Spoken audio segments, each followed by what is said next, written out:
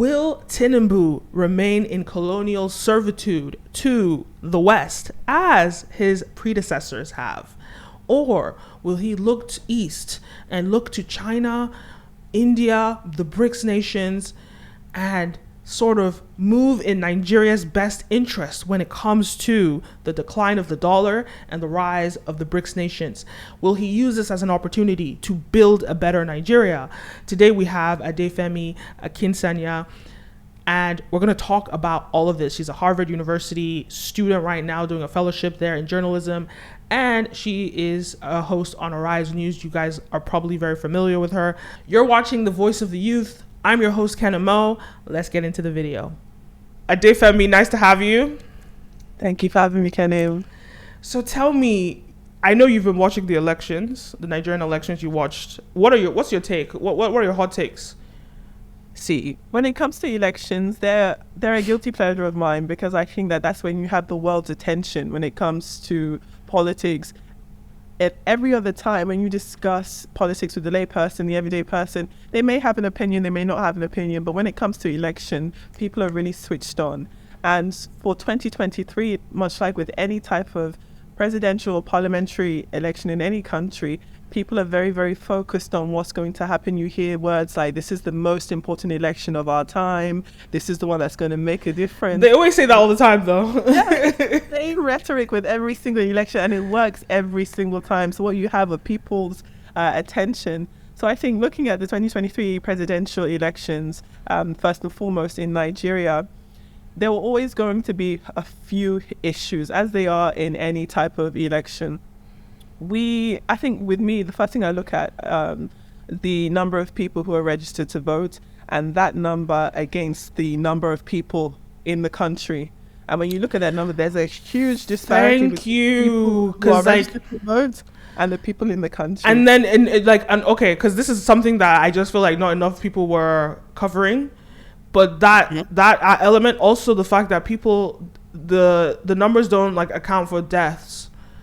You Absolutely. know? So how many people are really registered? And then when you see how many people actually voted, correct, it's insane. It's insane. This is the thing. Nigeria has a very big data problem. And there are startups and institutions, steers are doing a great job of trying to bridge that data gap. But there is a huge gap when it comes to Nigerian data. Simple things of where do people live? How many people are registered? How many births are registered? How many births are unregistered? How many people have died in a year? How many people have not died? Those numbers matter, especially when it comes to counting of populations. Do you think that there's a lack of accuracy, or there's an incentive not to get accurate data driven by technology or proved by technology, because there is something along the branding of claiming that there are 220, now they're claiming 220 million Nigerians. Every year there's an additional 20 million Nigerians that just somehow appear. So do you think that there's something, there's an impact in people claiming that, it's almost as big as the US, in addition to, elections manipulation, all sorts of things? I think it's good to look at things for what they are. What we do know is that there are a hell of a lot of people in this country, in Nigeria, a lot of people there. And a lot of them, as we've already established, their actual existence isn't accurately registered. So first and foremost, there needs to be an actual count of the population. Then we can actually see what these numbers are and how relevant they are. To the point you're making at the possibility that the status quo is able to benefit from a lack of data, perhaps it's possible, because any gap can be manipulated for better or for worse. When it comes to the state of politics, though, I think it gets a bit more sticky, because as we've established, if we are dealing with a 200 to 220 million number of a population, when we look at the people who are registered to vote, if we look at people who are eligible to vote, and then we look at the people who are registered to vote, and then we look at the people who actually come out to vote, the number dwindles quite drastically. So that's going to be an issue, because then it's are politicians focusing on the people who are not yet registered? Are they focusing on all of the people, or are they focusing on the people who are registered, who they know that they can get? And I think that when you're having legitimate or illegitimate accusations of electoral fraud or voter irregularities, you have to now step back and look at the data. Well, perhaps these things can be manipulated because there is such a small number and there's so much of a lack of clarity when it comes to these details. And so I think, yeah, it's very possible that any type of messiness can be exploited. And when the stakes are as high as they are when it comes to politics in a country like Nigeria, and indeed in countries around the world, yes, it's very possible that these things continue to be the way they are because they serve a purpose. And ultimately, when we look at things that don't make sense, I always like to think of what purpose is it serving? Because if it's serving the right purpose to the right people, or rather to the people in power, then it's going to continue to do so until something affects a change. That's interesting. I see some themes in like some of what you said, and it's almost, there's this idea of also breaking common narratives or popular beliefs. And so there's this belief, and because what you said just like made me think of something. There's this like story that I guess we were hearing a lot, that elections are not won on social media. Most of the people that are, voting don't even use social media. But when you look at the actual numbers of people that are actually going out to vote, to me, it seems like it's the upper class who are on social media.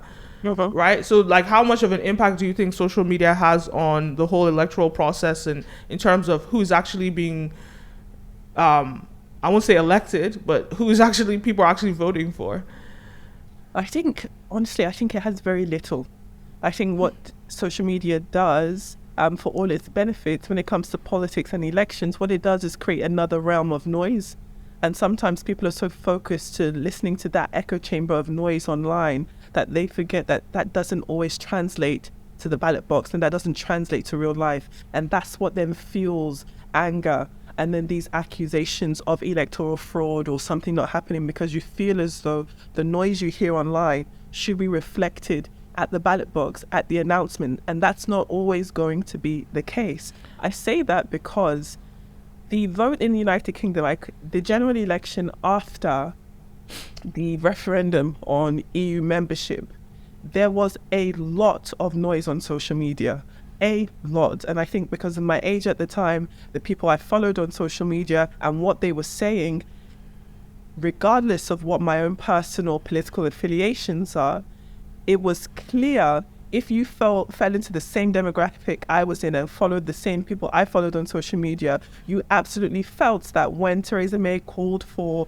a snap election or whatever the case may be, there was a belief that Labour were going to win by a landslide. Okay, but I just want to, like, in the UK, the issue is different, right? Because you're talking about echo chambers, right? You're talking about echo chambers. And in the UK, we'll assume that most people are on the grid, right? US, UK, right? So that's one thing.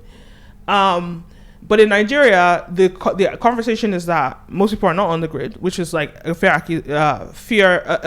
assessment. But my question is, obviously we don't know this data, is how many of the people that are not on the grid are really voting? And I feel like if you actually think about it, like just based on my educated guess, the people on social media, are on the internet, are the ones that are voting, not the ones that are not on the internet.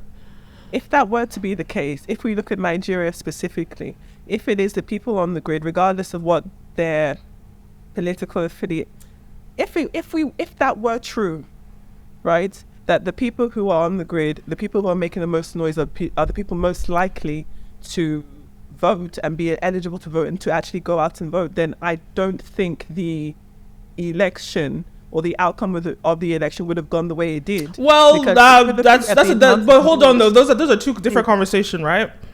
Are they? Yeah, because one conversation is about election fraud, right? Right. And even in the US, it has been admitted that there has been fraud in the last election, right? You'll have people, even though I'm not saying that, they said it was so minute. I even watched it on CNN, but it was so minute that it wouldn't have changed the way. If I can even find the video, I'll plug it in here, right? So even in America, right, that is the most probably technologically advanced country in the world, there are claims of election fraud, right? So then that's not even to talk of the UK, who's behind in terms of technology, right? and then Nigeria. So as much as, yeah, we can say it doesn't reflect, but is the reflect, when you actually look at people like, what's his name, GRV, in his election, showing us a piece of evidence, a piece of paper with Tipex, and them crossing out numbers, then you have to ask the question, well, does it, like, there's a difference between what people actually vote for and what is allowed to be counted as a vote, right? And then another, like, so even at the end of the day, like, even in the US, ultimately, I feel like as though, like, the Electoral College is an avenue for fraud, because because no one really questions the Electoral College in America, how it's divvied up. Well, we know how it's divvied up, but it's still going to be somebody else looking at your vote and saying, I approve it or I don't. I'm going to represent you. So it's still somebody else selecting your vote, right? And so when Trump won in 2016, when Hillary Clinton won the popular vote, so the American population voted for Hillary Clinton. He believed in the Electoral College, because at first you remember that he didn't believe in the Electoral College. But the people of the so then the question is, who are the members of the Electoral College that are voting? Right. And and I just want, if I even start talking about fraud in America, because people love to look at America like it's some sort of, I don't know, safe haven for or some paradise. But even something like the Oscars, right? You know, I've spoken to, you know, like a very prestigious director that's part of the Academy. They're bribing the Academy members. They're sending them Rolexes. They're sending them, you know, cars. They're sending them all these things, right? So what's happening to the Electoral College? What are they being sent? And there's no visibility on this because the propaganda makes you look another way. It makes you not question, right? So that's just bringing the American. So America is not going to come around and say, oh, the Nigerian elections is fraudulent. They when, like, look in your own backyard, right? But in the Nigerian elections, within our own system, we have literally seen GRV and others, you know, who are actually there at the polling units. They saw the numbers, and all of a sudden, the numbers that are uploaded online are different. So you can't tell me, you know, and I'm not saying that one party is guilty of this. I believe all parties are guilty of this. This is the system that has been allowed. But you can't tell me that the electoral results reflect the choice of the people, because I think it's clear to everybody that watched this election that it didn't. But go on. Is that those are fine and valid points, and I did also see that report on Arise, and it was shocking. It was, right. Even if you are the most skeptical person and the most cynical person, to see that right before your eyes it might not be surprising, but it is shocking, right? So the questions are these: what needs to be done to ensure that the vote, how it is actually the reflection of the people? I'm not a member of that political party or any political party, right? And so while I can definitely accept that seeing those Tipexed out ballot papers it's actually traumatic, because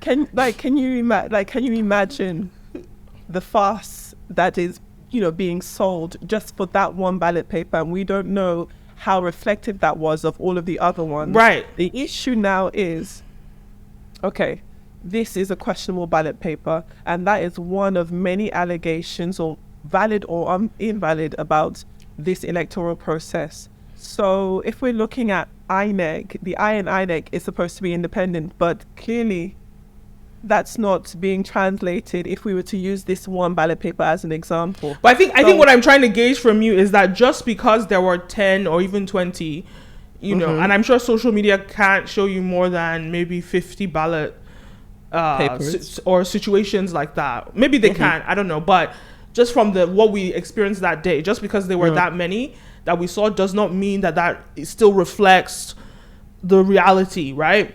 Because you're only getting like 50 skimmed or scammed ballot boxes out of how many were there? I don't know, 100 and something thousand. Well, that's a minute number. Is that sort of like your argument? So I think that's part of it, right? It doesn't excuse it, but how can we find out how reflective those types of situations are across the nation, outside of this one ballot box. I'm not saying it was just one ballot box, because we all saw videos of ballot boxes being snatched. We saw videos, and we all saw Miss Jennifer, who was attacked at her polling booth, or different examples of these pockets of unrest that clearly sought to disrupt this electoral process.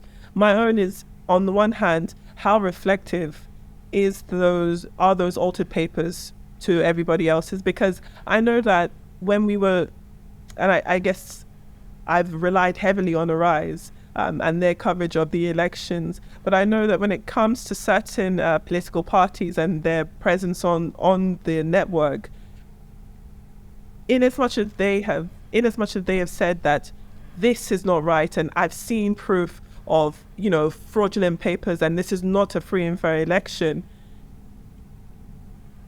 are you then also accepting that it's possible that the polling units that you did win could also be susceptible to that same type of electoral fraud? Because if you are saying that this is fraudulent, then you must accept that that must be fraudulent too. Why is it that the ones that you have won are legitimate, but the ones you have lost are illegitimate? That's a good question. That has to be something that is also discussed openly. I think another question too is that a lot of these parties that lost, they are also accused of doing the same thing. Yeah. So it's actually, this is the name of the game in a way. So it's like, well, it's about who can outrig the other person. And just because you weren't able to outrig, now you're saying it's fraudulent. But if we did investigate and we found out that you are rigging too, then what are we supposed to say to that? Correct. So what then happens then? Yeah. And then if you are saying that you are absolutely not rigging and none of your proxies are participating in any type of electoral fraud, then first you'd have to, how can I put it? It's a very difficult thing when it comes to politics, right? Because if you want to play this game the clean way, which everybody says that they are, then you have to accept the outcome. You have to accept that your opponent is also playing cleanly. But if you are adamant that your opponent is playing dirty, who's to say that you aren't doing the same too? And that's an awful set of circumstances, because if you are truly coming to INEC or coming to the public with clean hands, and you feel as though you are suffering an outcome as a result of other people's dirty hands, it is frustrating, it is traumatic, and it is annoying at the very best, right? So I do sympathize with any person in the political stratosphere who is trying to effect change with clean hands. I think the point I'm trying to make is, how clean are your hands? And that is a question for everybody, because you are only as clean as your proxy's hands. I'm not saying that any of the leaders of these political parties are the ones instituting any type of electoral fraud, but it could very much be a point that their proxies at all of these different levels. Politics is so local. People talk about it here, and I think actually right here. I think one of my issues too with a lot of the parties is when you look at other countries, parties are divided by ideology. The Democrats or Republicans, you're not going to see them. They can't even, they're just, I don't know, they're like a cult, right? They're so like polar opposites of each other, right? Even in the UK, Labour, Tories, like you're just going to see a very different sort of ideology. But in Nigeria, where you have people literally changing party every election, sometimes in the same election, they swap parties, then it's like, well, who says that your system, how are you any different from the other parties? Last election, for example, for Peter Obi, last election, you ran with PDP. How is your ideology different now? So I think for me, I think they've accepted that their ideology is the same. Right. And I think that these leaders have accepted that it's just that they feel as though their style of governance is different, that their level of their level of the ability to be swayed by corruption is different, that their style and their vision for Nigeria is different, but the political parties are the same. And it's so funny that while I've been at study, when we do talk about the elections, and they have heard of this third runner who's now blown this race wide open, because Peter Obi did come to Harvard last year. He gave a talk at the business school. A lot of people have asked, oh, this Labour Party, do they have a special socialist policy drive to them? Are they called Labour because they care about workers' rights? And so, well, you can say that, yeah, I guess the genesis of the political party does have traditional, graft or Labour tendencies, because even when we've been at a rise and when Badebo Road first came on the rise, the first time we interviewed him on the morning show, I asked him that very question. Because he had also switched from political parties before being announced as the person on the ticket for the Labour Party. He had come from the PDP, and before then he was at another political party. So I did ask, when it comes to the Labour Party, do you have any socialist Marxist views on anything, or is this just another party? And I mean, we can share the link and you can listen to his response to that question. But I think that we've gotten to a point where ideology is just identical. I don't think that anybody cares about the actual belief behind a political party. I think the only difference is young versus old, and innovation versus what we've been having. I think that's the only difference. But my issue is that Peter Obi is not young, and so that's why I really have like an issue when he's being packaged as the young guy. Even though he's younger, he's not young. And we've had somebody that was his age as president before. Good luck, Jonathan. And where did I get us? So it's not as if that generation is really. I honestly, I see someone like GRV. I see him actually, representing the youth. I see that in him, and sort of. What does that mean, Kenim? Representing the youth. What I mean is that the wants of the youth, he's speaking in the language that we understand and that we want to see Nigeria change into. Okay. He's speaking in that language. Everything that he says is like music, right? And as opposed to, you can see when somebody lacks authenticity, right? So as opposed to, what's his name? The current governor of Lagos. Sanwo-Olu, there we go. As opposed to him, there's not as much. It seems as though, I don't know. I think because of NSARS, he lost a lot of trust. They could have said that about him before, but I think with NSARS, he lost a lot of trust. And I think that's really what it was. Like, there was a lack of trust in APC because of NSARS. And of course of Buhari as well, and what Buhari has done with Nigeria. Actually, if we split this down to look at Lagos specifically, that was very interesting. As you are well aware, we obviously had the presidential elections along with, I think it was House of Reps, and then it was state and senators. I can't remember what the switch was, but we definitely had the presidential and the state level governor elections on different weekends. And obviously, we all saw that Lagos flipped from APC to the Labour Party, went from a party led by a Yoruba candidate to a party led by a candidate from the east of the country, an Igbo candidate. Significant. No, he's Yoruba, please. Don't do that. No, I'm talking about at the presidential level, right? Oh, okay. Light bearer. Oh, right. Yeah. Political party. Yeah. So that was significant. Right. That was major. And I think that it tells you what the people want. It tells you what the people want. At the presidential level in this one state, right? Right, in this one, yes. So when we got to the state elections, that was where my eyes were. Definitely Ogun, because that's where I'm from. But it was definitely on Lagos. Were we going to see a replica at the state level of what we saw at the presidential level? And I can imagine that someone who might not have slept well, or any political leader might not have slept well in that gap between the presidential and the state level, because now the chips are really down.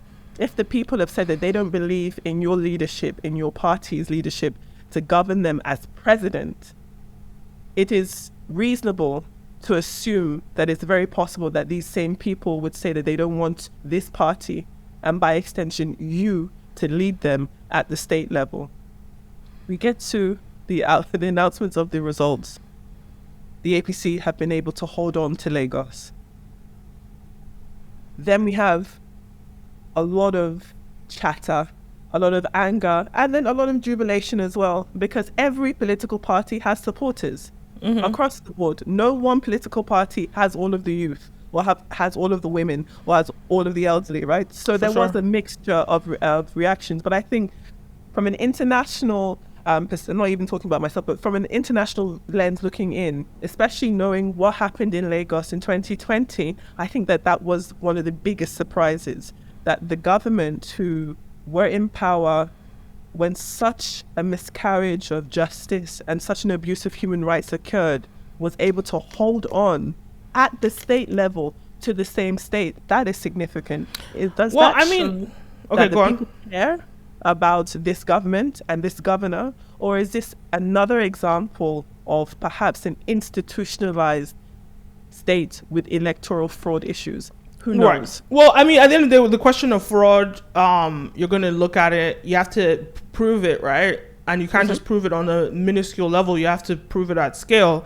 But when it comes, if I'm just thinking as if I was a member of APC, and specifically a member of Tinubu's camp, like Rome's biggest, I think about Rome and all other empires and why they collapsed, their biggest flaw was because they expanded too much that they couldn't maintain what they already had. Now, if Tinubu is expanding to the presidency and he should lose Lagos, that makes absolutely no sense, because that would mean it weakens his presidency, right? So it is my absolute imperative, by any means necessary, by the rules of the land that I am in.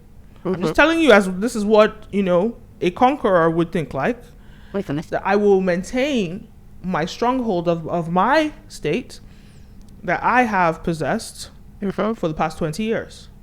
So, I mean, I'm just saying that from that perspective, I understand why there is absolutely by no means possible is Lagos going to be taken from APC. Right. And by hook and crook. By the rules of the land that have persisted through times, unless we change the rules. That's it. You play the game, don't hate the player, hate the game. Right? So we just have to, I think there's so many benefits of this election, because technology gives us visibility. We saw so many of the errors, the loopholes that were able to be hidden before. But it's like, now we know where the flaws are. We know how to point them out, very specifically. So now the question is, I've said this in the last interview to the Nigerian population, what are you going to do about it? That's the real question. Because at the end of the day, this is your presidency, this is your country, this is, so what are you going to do about it? Because power is not given. Right? It's taken. Yeah. I think if you believe in democracy, and if you truly believe that the people have the power, if you truly believe that, then you will continue to show it at the ballot box. It sounds so juvenile, but I think one of them is very simple. Nigeria's development has to be nationwide. Right? If we're looking at the fact that one of our greatest exports after natural resources, after oil or cassava or palm or gold, one of our greatest exports is talent, especially in the United States. We were just discussing this, that the United States is able to reap the benefit of so much Nigerian talent, education, especially and the UK. It's so funny. I saw someone wrote how Nigerian politicians leave Nigeria to the UK to meet Nigerian doctors that ran away from their bad governments. I saw something like that, which was the brain drain is a big issue. It's a huge issue, right? Yeah. So I think that what needs to start is that we need to understand what we're dealing with. And that starts with identifying how many people are in this country. Need a census very, very, so very you think quickly. how much did they ask for? I can't remember how many billions of dollars. You think that's a good amount of money? I don't know. I'll put my hands up and say, I don't know how much it costs, right? Because we all heard how much, INEC said that they needed, or how much this election cost, especially when it comes to this type of, when it comes to technology and all of these different things that before the election, INEC officials, their representatives were very, very confident and excited that we weren't going to have the same conversations about the outcome of the elections, about the methods, the metrics of this election, because the technology was there and it was going to answer all of these questions. I just don't want us to be having these same conversations every 4 years. So what I don't understand is, if we have an NIN and we have a BVN, yes, how do you not know the population? Okay, yes, fair enough. A lot of people don't have them. Yeah. A lot of people don't have them. Fair enough. But if you require everybody to get one, that's what, to me, that's what makes the most sense. And you require like some way, like, and so that's why I actually appreciate not the way it was done, but the sort of the Naira's policy. I like not the way it was done and the speed at which he did it, to obviously affect where that idea was coming from. No, well, it's clear that the intention was to manipulate the elections, which is that should be fraud in itself, if you ask me. Yeah. But outside of that, I'm just saying that I appreciate sort of making Nigerians bankable or in the banking system, just on some sort of registry, because I don't think that a census, like, I don't remember, like, when was the last U.S. census? Like, they don't do it like that. Yeah. They don't come to you. Like, I remember the Nigerian census. I remember the one from 2000. They come to your house and they count how many people are in your house. Like, what the fuck is that? Like, did they literally count? Yes. Someone comes there and they'll now come and count how many people. That's 2000 though. That's before we were on the grid. But I just like imagine, like, why would you do it like that?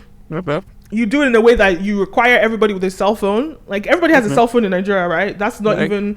So everyone that has a cell phone has to have an NIN number. So that's the thing.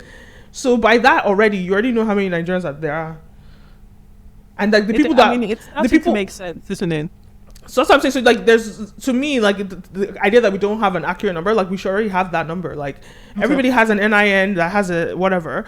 And then you just have to be in anybody's NIN. This is what they should have done, is ensure like we get your date of birth and your place of birth to actually know if you're a Nigerian citizen. That's where you actually, get it wrong. Yeah. But there's no reason to have to do a census where I don't know. Well, I'm not an expert in censuses, but I don't see how we would be so archaic that you need to go inside someone's living room and count how many people are inside the...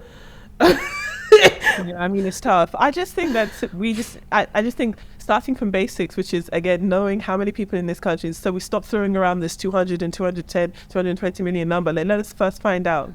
And then when it comes to just everyday life, which is what I think in certain instances we saw with the government drive for this or the central bank drive for that. Yes, these institutions or these efforts were imperfect, but I think that they sought to do a positive thing, which was, as you've said, try and find and build data. So yes, you and I are not absolved. When we go to Nigeria, we want to use a Nigerian SIM card, we must have an in. We must. I did a report looking at how easy or difficult it is for somebody to get one. It wasn't the easiest process, but you got it, right? And that's how things work. And I appreciate those things, because those are genuine efforts to add and bring some type of order to the country. Wait, can I just ask though? Because I remember in, like, I think about in 2022, there was a rule that if you don't have it by whatever date, your phone will start working. Yeah. Did they follow through with that? I don't think so, because even when I did the report, it was about you had to do it by such and such time, otherwise they'd cut you off. Or they should just follow through with it. They should just follow through with it. Kept on extending, probably to cater to people who hadn't been able to have. Like, again, this is the thing. Like, citizenry also have to take responsibility. Well, then look. At the end of the day, this is what you do. You cut it off, and they have to come in and now register, and that's how we will know the real. No, you don't have a phone. That's the only way you actually do a proper registration. That's going to be your incentive to get the hell up and do it, right? That's what I'm saying. Like, you cut their phone. That's it. And then now we're going to see how many people actually... So, because we've told you since it's been 2 years, they haven't done it yet. Come on. You do it then. You give them a deadline. Okay, everyone has to do it by this date. You make a new deadline. If you don't do it by this date, your phone is dead. Yeah. And you have to do it, and that's the only way to me that you do a census, and that's free. It's not free, but it's like almost free. So what's the issue? Yeah. Why are we spending money on nonsense, right? They're asking for something $1 billion. Why do you need $1 billion? Just cut people's phones off. That's it. And you'll know exactly how many Nigerians are there. Yes, you're going to it's going to call her. You're going to have double the staff, triple the staff. The lines are going to be long, but it's your fault. Why didn't you go and put your NIN or your number? You know. See, well, that's fine, and I agree. Like, let's actually get the change we want, right? Because we all have a responsibility in it, and I think that it's very easy for anybody to turn around and blame the government, and often the blame is legitimate. I'm not even saying that it shouldn't go to the government, because if you say that I should trust you with my vote, I should trust you, even if I don't vote for you, I should still trust that you're going to have my best interest in heart. You're damn right I'm going to call you out if something goes wrong. You're damn right I'm going to complain if something else happens, right? So I do think that is valid and needed, and it is the responsibility of the citizen to hold their government accountable. But I do think that also as individuals, we all have a role to play in making sure that our country works to the best of its standards. So when you hear your government say, you need to get a national identification number and you must link it to your mobile phone, and if you don't do it, we're going to do this. Do it. And people did do it. We saw the queues. People did do it. But also, the government has to have the infrastructure in place so that it's a calm process. People don't have the time often to leave their market stalls, especially if you're living day to day. First of all, you should be able to do it online, you know. You should be able to do it online. I did it online. You remember the report? I did it online. I came to the office and they told me, oh, no, you need to fill it out by hand. Yeah, no, we need to fix that. Because we're also this is actually not environmentally friendly. These paper systems, it's actually a real big waste. That's another conversation entirely. The issues Nigeria has with waste. But yeah, it should be done digitally. You should be able to do it on your phone, which is the irony. Yeah, it doesn't make sense to me. But I understand why, because also they're trying to mitigate fraud. Because if you do it on your phone, but maybe there's systems. Every phone these days has a camera. I know Google has an authentication thing where you have to go up and down or whatever. You do that on the phone. The phone, you should be a smartphone. You require people to do a smartphone. Then you can now create a business, right? Or you can incentivize entrepreneurship. There could be set at hubs where people do it for you and they charge you, I don't know, 5 naira, something cheap, nothing too crazy. And that's incentivizing more. So the thing is if they actually just privatized it and allowed the private sector solve some of these problems, it will happen so much faster. And it will be, do you know how many people want to make an extra, whether it's 100 naira, you make different people, if you don't have a smartphone, there are places that they will register you. You just have to be innovative in the way you think, and you have to take advantage of, the tools that we have in the modern world. Because the rest of the world, we're already on AI, and you guys are still trying to figure out how to digitize paperwork. What? Yeah. What are you talking about? I feel like the money is there. You don't need something $1 billion that they're asking for. Yeah, You say no. Look how difficult it is for people in Nigeria to get a passport. That's tough. Right. Yeah. That's tough. Yeah. That's real tough. And a lot of things and it's so frustrating because Nigeria is a country that has so much potential. So many great things are happening, right? Yeah. But it's so hard to keep going because everything around you almost feels like it's there to trip you up or trap you out of I'm gonna be honest. I have hope for Tinubu presidency. Does it? I think it's actually a blessing in disguise. And I say that because I look at what's happening. I think Peter Obi was too Western facing. And I look at what's happening in the world with the East, global East, BRICS. And I think we need someone that's in the middle, that's neutral, that's going to get the best deal for Nigeria. And I don't, Peter Obi is the West wanted Peter Obi. Everybody was backing him in the West. And I felt like he might be leaning more into the West, but I think, or trying to appease sort of the Western view of him. But I think Tinubu is not worried about that. And I think that we need that kind of person because the dollar is declining.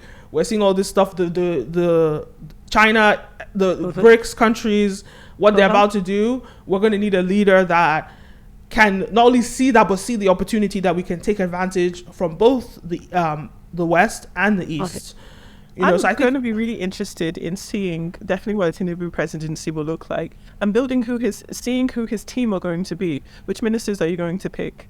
And what are their backgrounds going to be like? Because like you said, the world is changing constantly. And if we look at some of the topics that you just mentioned there, about how the world is shifting away from a dependence on the greenback, that's really interesting to see how different countries, developing or not, are positioning themselves. Because you mentioned BRICS countries, and how within these institutions, they are trading with each other. Like, so much more of India's trade now is happening with the Indian rupee. That's what I'm saying, right? This is what I'm saying. So what if we had enough of a president that had the balls to say, you have to buy Naira, or I'm going to back Naira by oil? What if we had a president that said that? Of course, it is balls. Because like the United States backed their dollar against gold and realized eventually that, we're not going to peg gold to the US dollar, because they realized at some instance that it was not helping them, and that they were they pegged it to oil though. I didn't say gold, I said oil. Right. And so they pegged a dollar to oil, so it was the petrodollar, right? And that's what evolved America's economy. But being backed by gold was still, the reason why the petrodollar worked is because now everybody that bought oil had to buy it in dollars, which brought a lot of influx of money consistently into America on a daily basis, right? Correct. But I'm saying with Nigeria, if we said we're backing it by oil, so you have to buy oil in Naira, that's going to help. And we are a producer of oil. You see what I'm saying? Correct. I feel like it could, but obviously speak to an economist about it. Maybe I'll have one on. But we need someone with the guts to do that. And the thing is, like, you can do it. It's just that you're going to get a lot of haters. Europeans are not going to want to see Africans start backing their stuff with their natural resources, because we have the natural resources. They don't. Right? So, no, I think you're making a fantastic point. And this is the stuff that really whets my appetite when it comes to international relations and international politics, because we are seeing more and more institutions and countries stick it to the United States and say, actually, I'm going to call your bluff. And China led the way. You want our goods, you're going to pay for our goods in our own currency. And we're seeing it's not just a China-US thing. A lot of European markets are trading in the yuan, right? If we're looking at the numbers, I do believe that renminbi-based trade in China and its international trade, for example, has gone from being some 3% in 2010 to being 18% of its international trade today. And that, and it's not a huge number, but it's a significant increase. And but people should wisen up, right? People should wisen up. It should not be about buying it in what's it called, yuan, RMB, unless you're actually trading with China, because then you're putting China in the same position that you put the US, and that's not the goal here, because look, the devil is better than the one you don't, right? But what I'm saying is, if you say no, we're going to trade it in my local currency, that's what we'll accept, right? Yeah. And in countries like Europe that are desperate for oil and gas right now, because with the lack that they're getting from Russia, we can dictate that. And we're going to need a president that will understand these international relations and know how to navigate it, right? Yeah. And I don't think that Peter Obi is that guy, in this circumstance. I don't think he's willing to... I don't think he's his international. No, please be very specific. It's not international. It's Western approval, right? That's what I'm talking about, right? It's not. You can still have a flourishing international relationship and not be a colonial in colonial servitude to the West. And we've had people that have been of that mindset. But I think we need a player that understands the global landscape and the opportunities globally to make decisions that are best for Nigeria as a country. And right now is the best time to refuse any requests from the US, because China, all these other countries are selling their dollars. So now is the time. And I don't think Peter Obi, he's not striking me as someone that did half of his campaign in America, That's not someone that it sounds like is going to move away from the dollar, that understands where the world is going. Like, who knows? Like, and this is just my guess, but I know that Tinubu is not in a position to even be in colonial servitude to the West. So already off the bat, we already know that he's going to be looking at the world, and that's what we need, right? That's what Nigeria needs. And as I've said, I'm very interested to see what that's going to look like, because at this point we're all discussing theory, right? Absolutely. Let's see what actually happens. Is it May 24th or May 12th? May 29th. May 29th is going to be Democracy Day and his inauguration. Well, let's just see, because that's going to be really interesting, because you're seeing all of these other countries put themselves first. I mean, even Russia, for example. And I guess I can see where you're coming from when it comes to your ideas on what or where Peter Obi, what a Peter Obi presidency could look like when it comes to relations with the West. I can see where you're coming from with that. But if we were to look at Russia, for example, and obviously the world was not happy with its invasion of Ukraine. Okay, let's be specific. This is why like the Western world, the rest of the world does not care. The rest of the world is like, we're gonna mind our business. Okay. And you can see why China has so much back. That's just what China has. Do you know what China has been able to do? Mending relationships in the Middle East through this, just because of this Ukraine war. So you have to be careful when you listen to a lot of Western propaganda. It's just the West that cares about that. The rest of the world is like, well, who cares? It's not my business. Fine. I get what you're saying, right? The European Union, the whole of Europe, and the United States and Canada, they don't represent the world. Absolutely not. Right. They don't. And clearly, when we're looking at this invasion of Ukraine, I think as individual people, we have come to a point in our development or in civilization where we realize that war does more harm than good.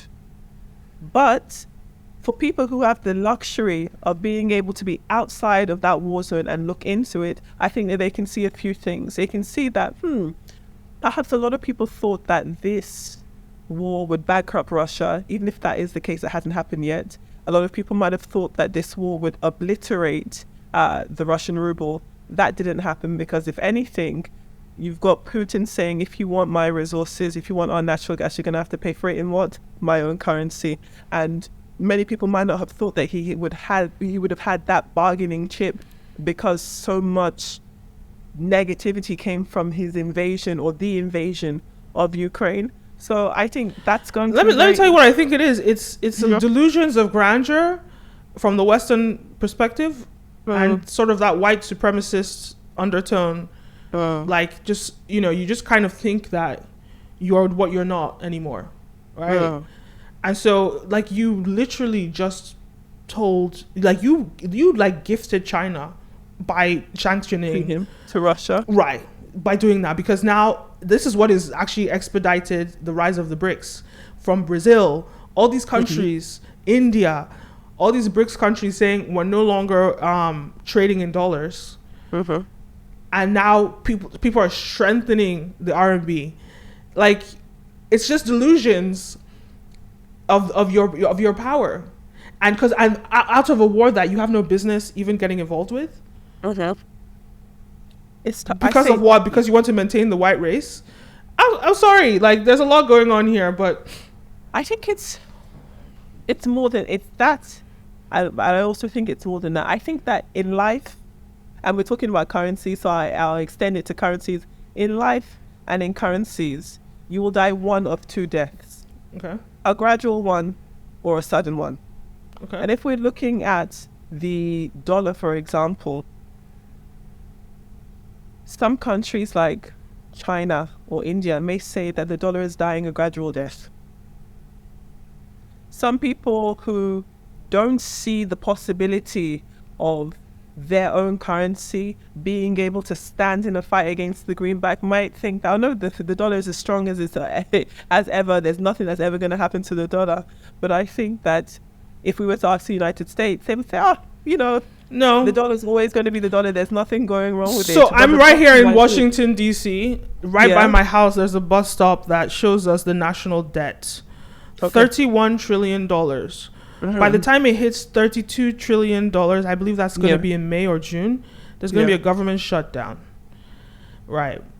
So not only so on one end, you have to understand, yes, there's this geopolitical landscape around the dollar. But actually, that's only a microcosm of the real issue. What has happened in the US is the abuse of the dollar. The fact that the government is paying trillions of dollars in interest from loans just to run America.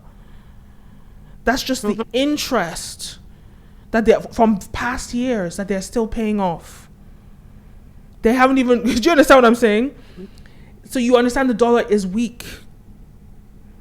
So yes, and then so we're experiencing inflation because they're printing and printing and printing and printing. The reason why the gold standard was important is because every single dollar was backed by an existing piece of gold. Gold is scarce. Gold has all the right tools to be a valuable currency. But once we went off the gold standard, the dollar was now backed by the American, the branding of America, the power of America, the industry of America, right? And that's what it is today. But the problem is when that industry abuses its power, prints so much money, does all these financial or policies that just are not conducive to the actual dollar. And you have to think about it, right? All these central banks around the world, I believe it's like 80% of the world, they save their money in dollars. So that means there's a lot of printing of dollars, right? Not just locally, but internationally, just so it can be around the world. So what happens when you print too much money? Inflation.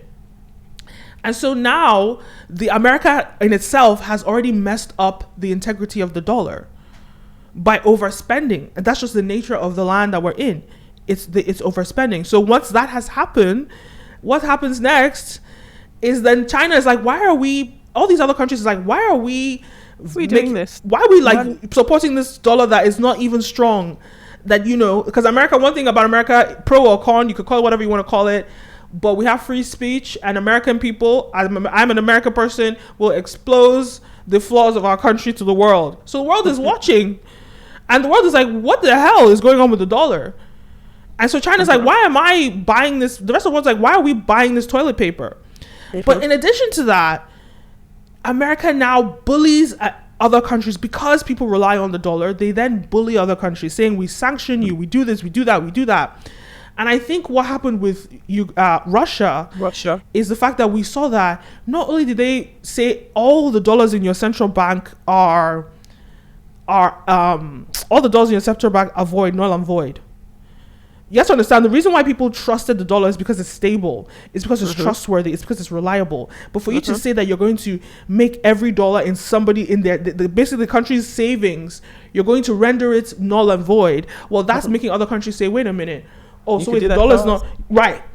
You could do that to us if we don't comply with what you want us to do. Yeah, that's the first flaw, right? This is why people have a big issue with Biden, right? That's the first issue. Then the tech, like getting all of big tech to exclude Russia, and all these American companies to exclude Russia. So everyone's like, so if we don't agree with your ideology and your systems and your beliefs, all of a sudden we're going to be canceled. So America has abused power. So America has abused the dollar, abused power, and the rest of the world is like, what the hell? And don't get it twisted. I'm not saying that China's any better, but China has seen the opportunity. And when you actually look at what it is when you look at what it is as it is, how did America rise to power? By basically slavery. Whether it's like even slavery in the traditional sense of taking black lives and or the modern slavery, which is the workforce and the brain drain. So that's how America rose to power, right? How did China rise to power? Partnerships and building other nations. If you just look at it for what it is, like yes, we know China's, some of their loan terms are terrible, whatever, you can say all this stuff, but if you just look at it on the surface for what it is, who has benefited other countries more, the US or China? Objectively speaking, you're going to say it's China. because of the Belt and Road Initiative and how they're building all these roads for all these countries. So ultimately, like the way you start something is where you're going to finish it.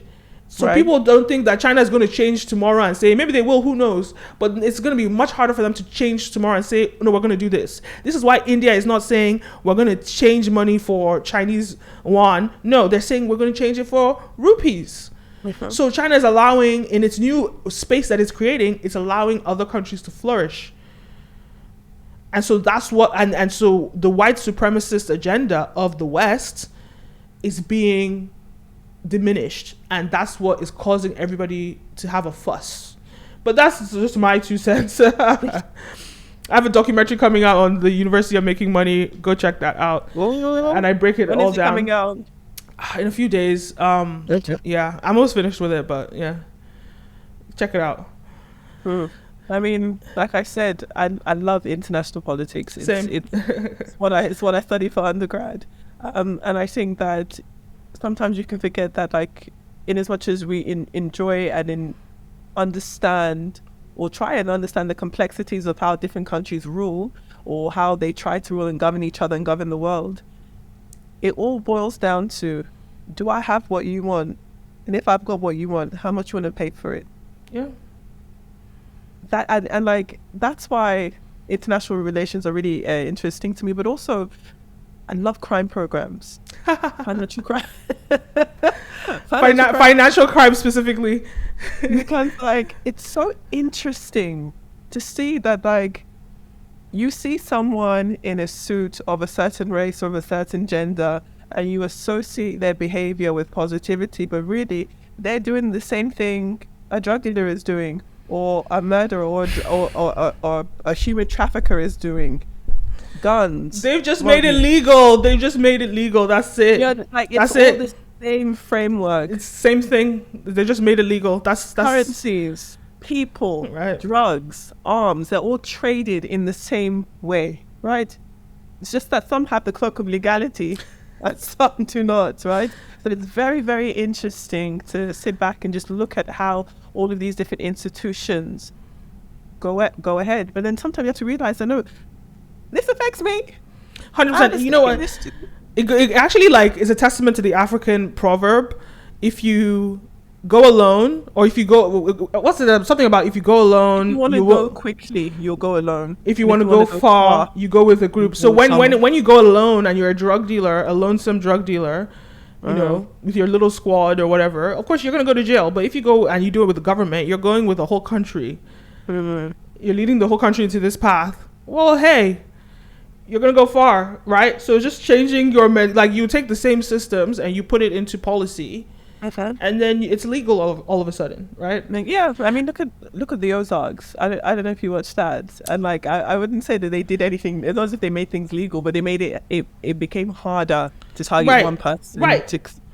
Because you have it so, like, ingrained in the whole town. I watched the first 2 seasons. I didn't continue after that. But it's so me, for the way I see it, there's so many parallels with the Nigerian government and the U.S. government or other international governments, and I think it's so.